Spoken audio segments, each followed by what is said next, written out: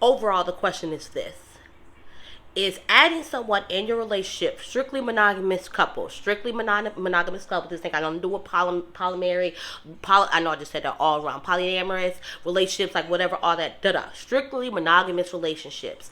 Is it a detriment to your relationship by adding in, I hope that was even the right word I wanted to use, by bringing in someone into your relationship? Can it work? Can it be okay? Or is it a detriment? Or is it that as long as we set these boundaries, everything is going to be good? Or as my sister said, people are always going to feel like they can, like basically skate that fine line. Can't remember the wording that she used, but basically like kind of push the boundary a little bit. Like, this is the rule, but I'm going to just dab at the rule a little bit just to see like what happens, right? Y'all, really quick, I wanted to get on into this because y'all know I've been watching couples therapy, and while I'm not doing a recap on couples therapy, I did just want to like get on this main subject that's really the topic of conversation on couples therapy. And it's like, just like a heads up, I think this might be something that I do, really quick head on, just a heads up. It's like, hey, well, I may not be doing recaps. I watch a lot of shows, so I'm not doing recaps on all the shows that I watch, but maybe I'll do quick videos like on certain topics that I might have wanted to like talk about, or that stuck out to me, or whatnot. Yes, our girl Journey is nearby. Hopefully we can't hear that good old bubble guppies. Hopefully you hear majority of me and maybe just a little bit of that background noise. So y'all, for real, let's get on into this really quick. That's my main, because obviously this topic can go on forever and ever. Basically, Rada and Mike have a relationship where Mike has always had side hoes. Mike has been dealing with these side hoes. After a while, it started to become an issue for Rada, even though she was okay with it in the beginning, because that was something that she was into as well.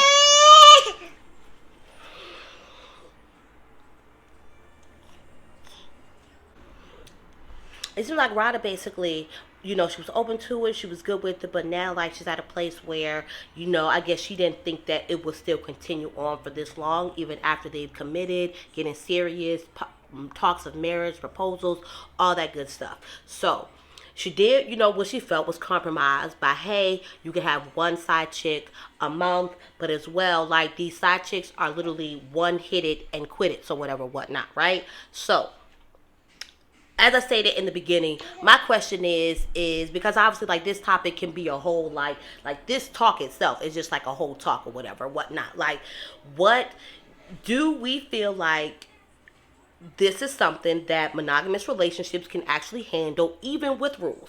Because my sister was the first to say, like, we as people, no matter what, we're, I would say all of us. Some of us are always going to skate that fine line.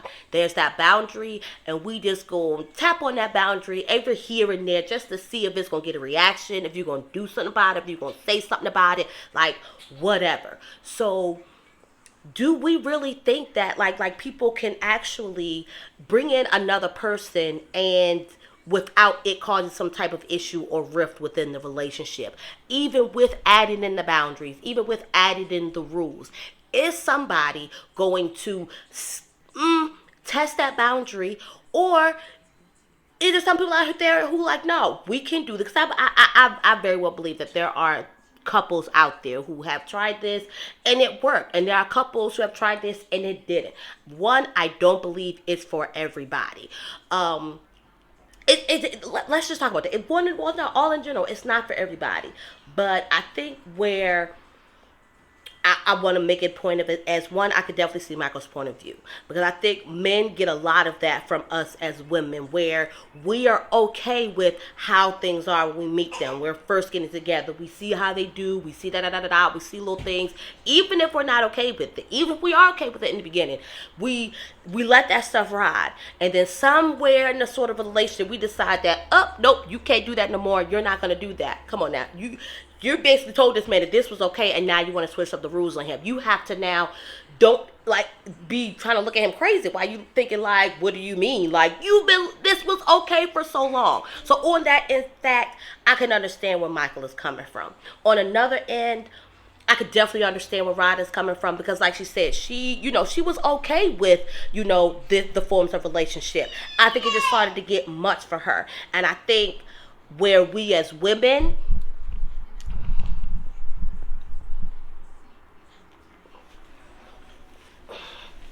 because basically she, at this point, she refuses. She's not gonna let me be great. She know I'm on this camera and she wanna be in the camera.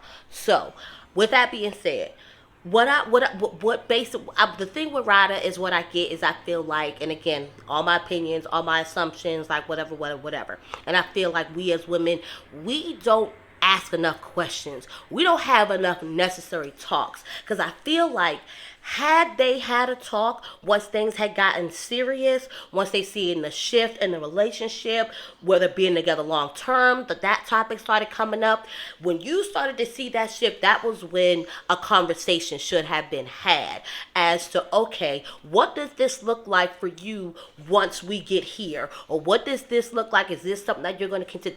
If anything, that's what I feel like could have possibly stopped them from possibly being where they are now. It's so that she could have already had that expectation in her head. Okay, this is something that he's going to continue to do, and I'm either going to choose to deal with it or I'm not, or this is something that he continues to do. And like she did, like she said, she wasn't necessarily not okay with it. That was something that she was into as well. Like I said, I just think it was a matter of, it became too much for her, and I don't think that she knew that it was going to go as far as it went. I don't think she knew, it's just a lot. So that's just my thing of, because like I said, like, real life stuff, not these celebrities. Like I said, they're real life people. We like to think that, people like to put them on a pedestal, like whatever. Nah, like, real life stuff, we talk about it all the time, like amongst all my friends or whatnot, just bringing other people into a relationship. I want to be clear, this is strictly monogamous relationship, deciding to bring somebody in.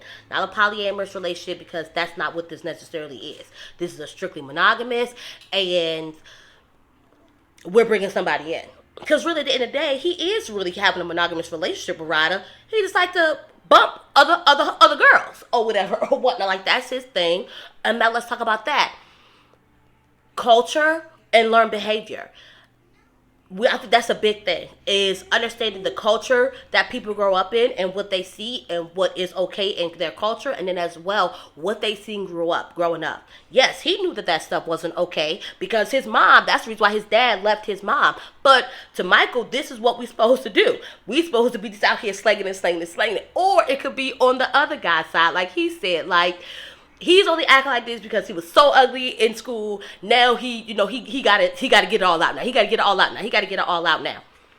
Is that a factor, guys, men? Is that is it a factor that if it is something like you feel like you're rejected, or hey, you know what it makes me think about when we're talking about it? It makes me think about the Playboy jank. I watched that Playboy documentary on A&E, and basically, if you like Hugh Hef was not that guy back when he was young. He was not that guy, and so once he gets older, he builds this empire. Now he can create it he can be that guy that he wanted to be.